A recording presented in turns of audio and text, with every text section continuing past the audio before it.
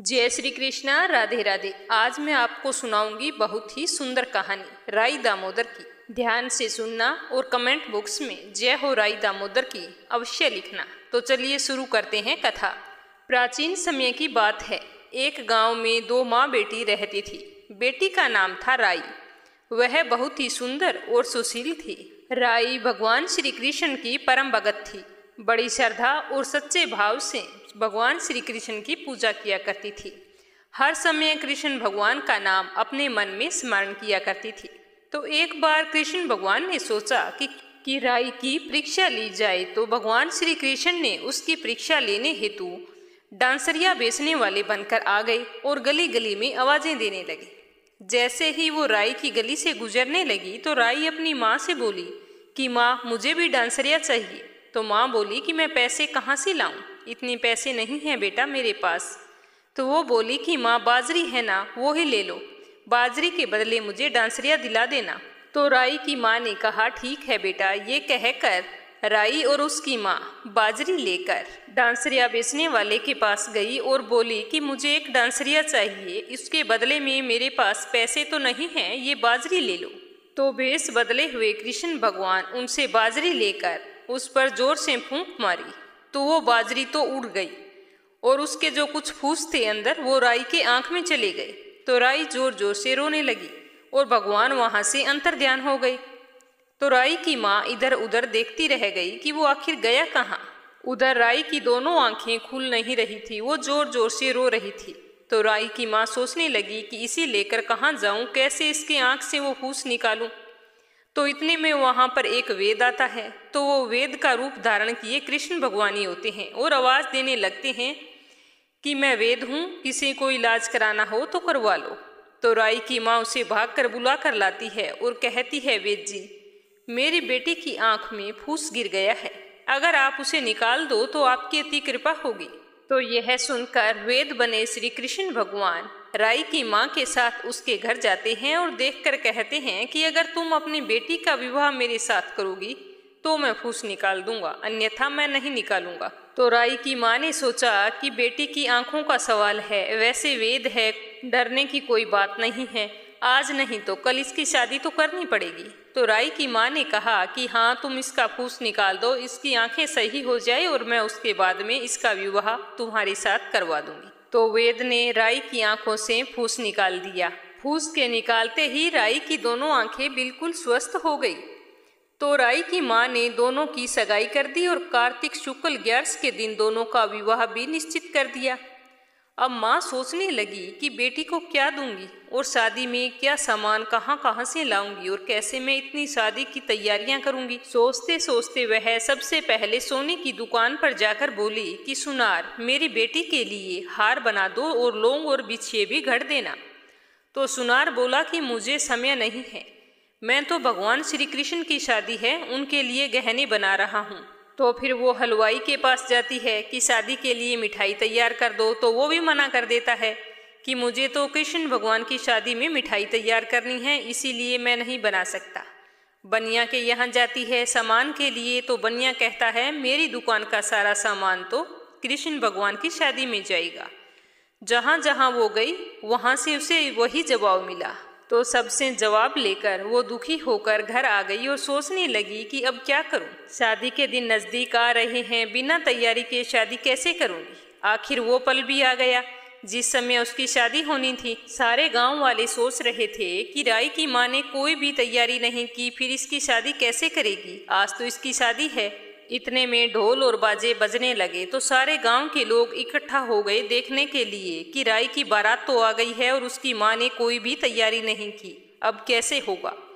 तो जैसे ही राई का दूल्हा तोरण पर आता है और राई की माँ वहां पर स्वागत के लिए जाती है तो देखती है कि सामने दूल्हे के रूप में स्वयं भगवान श्री कृष्ण जी खड़े हैं। तो उन्हें देखकर वो फूली नहीं समाती और देखती है कि उसकी झोंपड़ी तो महल में बदल गई है और ठाठ से विवाह की तैयारियां हो रही है। भगवान श्री कृष्ण की माया से राई के विवाह की सारी तैयारियां हो गई, गहने, कपड़े लत्ते, अड़ोसी पड़ोसी, मिठाइयां, सब कुछ तैयार हो गई वहां पर। तो माँ ने खूब ठाठ से राई का विवाह भगवान श्री कृष्ण के साथ कर दिया और अच्छी तरह से विदाई भी कर दी। कृष्ण जी राई को लेकर द्वारका चले गए और वहां जाकर राई को लेकर एक अलग महल में रहने लगे। अब वो दूसरी रानियों के पास ना जाते थे ना बोलते थे। तो यह देखकर भगवान श्री कृष्ण की दूसरी रानियां राई से ईर्ष्या करने लगी। ऐसा करते करते 7-8 महीने बीत गए और सावन का महीना आया तो राई तो पीहर गई। तो भगवान जी ने सोचा कि राई के लिए तीज बेचता। तो कृष्ण जी ने 7 जरी के बेस व 5 सोने के पचेटे रखे और 2 हंसों को बुलाया और बोला कि सीधे सीधे राई के पास जाना है और कहीं बीच में मत रुकना, राई के पीहर चले जाओ। तो हंसों ने कहा ठीक है, आज्ञा मानकर चल पड़े। जब राधा रुक्मण को पता चला तो उन्होंने हंसों को रोककर अपनी महल में बुला लिया और कहा कि थक जाओगे, दूर तक जाना है, थोड़े से मोती चुग लो। तो हंस आ गए और मोती चुगने लगे। तो राधा रुक्मण ने सारा सामान निकाल लिया और उसके अंदर फटे पुराने कपड़े और 5 कांटे बांधकर रख दिए और पोटली हंसों को दे दी। हंस सामान लेकर राई के पास चली गई तो राई तो बड़ी ही खुश हुई और नाचने लगी और जोर जोर से कहने लगी कि देखो देखो, दामोदर जी ने मेरे लिए उपहार भेजा है, चलो देखते हैं जल्दी से क्या भेजा है। जैसे ही राई ने पोटली को खोली तो 5 अंगुलियां उन 5 कांटों में चुभ गई। तो राई बहुत ही दुखी हुई। सावन का महीना खत्म हो गया। भगवान श्री कृष्ण राई को लेने आए तो राई उनसे बोली नहीं। जब कृष्ण भगवान उसे बुलाने की कोशिश करते तो राई उनसे दूर हो जाती। तो भगवान श्री कृष्ण ने सोचा कोई बात नहीं। कई दिन बीत गए, महीनों बीत गए, पर राई फिर भी नहीं बोली। राई बोलती नहीं थी, फिर भी भगवान श्री कृष्ण को प्रेम पूर्वक भोजन करवाती थी, भोजन में दही जरूर देती थी। तो एक दिन भगवान श्री कृष्ण ने सोचा कि बिलोने का सारा दही खा लेता हूँ, देखती हूँ कि राई दही कहाँ से लाएगी। तब सुबह राई ने देखा कि बिलोने में दही नहीं है। तो उसने सोचा कि अब दामोदर जी को दही कहाँ से खिलाऊंगी। तो इतने में भगवान श्री कृष्ण जी गुजरी का वेश बनाकर दही बेचने वाले बनकर आ गए और गली में आवाजें देने लगे कि दही ले लो, दही ले लो। तो राई भागकर नीचे जाती है और कहती है कि थोड़ा सा दही मुझे भी चाहिए। तो गुजरी रूपी भगवान बोले कि राई तुम उदास दिखाई दे रही हो, हमने सुना है कि आप भगवान से नाराज हैं। तो राई बोली कि तुझे क्या मतलब, तू जा, तेरा काम कर। तो गुजरी बनी भगवान श्री कृष्ण जी बोले कि सहेली जैसी हैं हम दोनों, अपने मन की बात तो कहो, क्या पता मैं तुम्हारी कोई मदद कर दूं, मैं किसी को कुछ नहीं कहूंगी। तो राई ने सारी बात गुजरी को बता दी। सुनते ही भगवान को बड़ा अचंभा हुआ और वे अपने असली रूप में आ गए और बोले कि ये कैसे हुआ, मैंने तो तुम्हारे लिए जरी के बेस व सोने के पचेटे भेजे थे। तो भगवान ने तुरंत हंसों को बुलाया और पूछा कि तुम रास्ते में कहीं रुके थे। तो हंस बोले नहीं, हम कहीं नहीं रुके थे, जाते समय राधा रुक्मण के महल में मोती चुगने के लिए थोड़ी देर के लिए रुके थे और कहीं नहीं रुके। तो श्री कृष्ण ने राधा रुक्मण को बुलाया और पूछा कि आपने ऐसा गलत काम क्यों किया। तो राधा रुक्मण बोली कि गलत काम ना करूं तो क्या करूं, जब से राई आई है आप हमारे महल में आते ही नहीं है, इसीलिए मैंने ये काम किया है। राई सावन में चली गई, फिर भी आप हमारे महल में नहीं आए, क्यों, मुझसे ऐसी क्या गलती हो गई जो आप हमारे महल में नहीं आते हो। तो भगवान श्री कृष्ण जी बोले कि हमको जो प्रेम से बुलाते हैं हम वहां जाते हैं, अगर आप हमको प्रेम से बुलाते तो हम जरूर आते, लेकिन आज तुमने यह बताकर अपने प्रेम का इजहार कर दिया है। फिर भगवान श्री कृष्ण बोले कि कार्तिक का महीना राई को दूंगा, 5 दिन पचतिया राधा रुक्मण को व 11 सत्यभामा को दूंगा। इस तरह भगवान श्री कृष्ण ने अपनी सब रानियों को मान दिया। तभी से माना जाता है कि जो भी औरत कार्तिक माह में और बैशाख माह में राई दामोदर की कहानी सुनती है उसे अपने स्वामी का खूब मान सम्मान और प्यार मिलता है। बोलो राई दामोदर की जय हो। अब दूसरी कथा सुनेंगे गणेश जी की। एक बार गणेश जी महाराज एक सेठ जी के खेत में से जा रहे थे तो उन्होंने 12 दाने अनाज के तोड़ लिए। अचानक फिर गणेश जी के मन में आया कि मैंने तो सेठ जी के यहाँ चोरी कर ली, और वो पछतावा करने लगे और सोचने लगे कि मुझसे यह पाप हो गया, अब मैं क्या करूं। तो सोचते सोचते गणेश जी ने कहा कि चलो मैं सेठ जी के 12 साल नौकरी पर रह जाता हूँ, मेरे पाप कम हो जाएंगे। यह सोचकर गणेश जी एक बालक का रूप धारण करके सेठ जी के घर चले गए और कहने लगे कि मुझे कोई काम पर रख लो। तो सेठ जी को जरूरत थी और उन्होंने काम पर रख लिया। एक दिन सेठानी जी राख से हाथ धो रही थी तो गणेश जी ने सेठानी जी का हाथ पकड़कर मिट्टी से धुला दिया। सेठानी सेठ जी के पास गई और बोली कि ऐसा क्या नौकर रखा है, नौकर होकर मेरा हाथ पकड़ लिया। तो गणेश जी को बुलाकर सेठ जी ने कहा कि क्यों भाई, तूने ऐसा क्यों किया, सेठानी का हाथ क्यों पकड़ा तूने। तो गणेश जी ने कहा कि मैंने तो एक सीख की बात बताई है कि राख से हाथ धोने से घर की लक्ष्मी नाराज होकर चली जाती है और मिट्टी से हाथ धोए तो लक्ष्मी लौट कर आती है। तो सेठ जी ने कहा कि गणेश जी है तो सच्चा। ऐसा करते करते कई दिन बीत गए। थोड़े दिनों बाद कुंभ का मेला आया। सेठ जी ने कहा कि मुझे तो टाइम नहीं है, गणेश तू सेठानी को कुंभ के मेले में स्नान करवा के ले आओ। तो गणेश जी सेठानी को लेकर कुंभ के मेले में चले गए। तो वहां जाकर सेठानी तो किनारे पर बैठकर थोड़ा थोड़ा पानी डालकर नहा रही थी। तो गणेश जी ने उसका हाथ पकड़ा और आगे ले जाकर डुबकी लगवाकर वापस ले आई।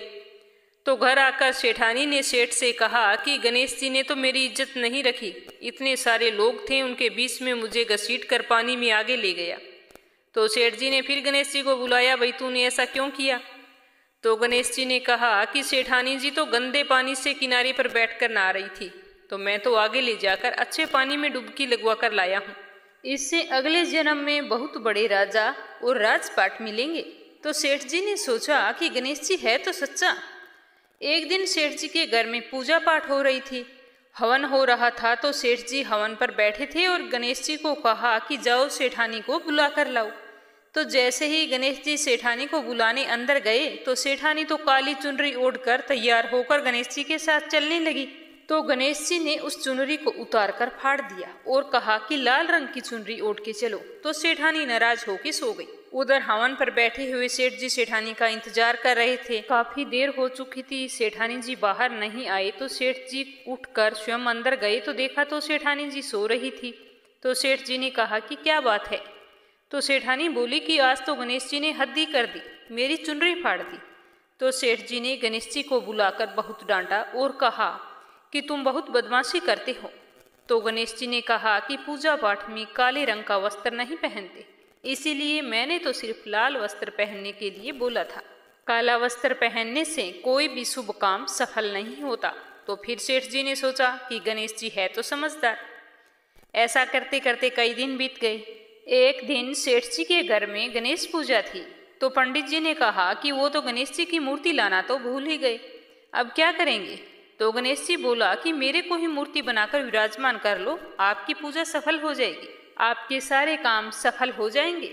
तो यह सुनकर सेठ जी को बहुत ही गुस्सा आया और वो बोले कि अब तक तो तुम सेठानी से मजाक करते थे, वो तो ठीक था, लेकिन अब तुम मुझसे भी करने लग गए। तो गणेश जी बोले कि मैं मजाक नहीं कर रहा हूँ, मैं तो सच कह रहा हूँ। ऐसा कहते ही गणेश जी ने अपना असली रूप धारण कर लिया। तो सेठ और सेठानी तो देखते ही रह गए। फिर उन्होंने गणेश जी की पूजा शुरू की। पूजा खत्म होते ही गणेश जी तो वहां से अंतर्ध्यान हो गई। अब और सेठ और सेठानी को बहुत ही अफसोस हो रहा था कि इतने सालों से हमारे पास गणेश जी रह रहे थे और हमें पता ही नहीं चला, अनजाने में हमने उनसे कितना काम करवाया। ऐसा सोचते सोचते सेठ जी तो बहुत ही दुखी हो गया। तो गणेश जी ने रात को सपने में आकर सेठ जी से कहा कि सेठ जी, आपके खेत से मैंने 12 साल पहले 12 अनाज के दाने तोड़ लिए थे, उसी का कर्ज उतारने के लिए मैंने आपके घर 12 सालों तक नौकरी की थी।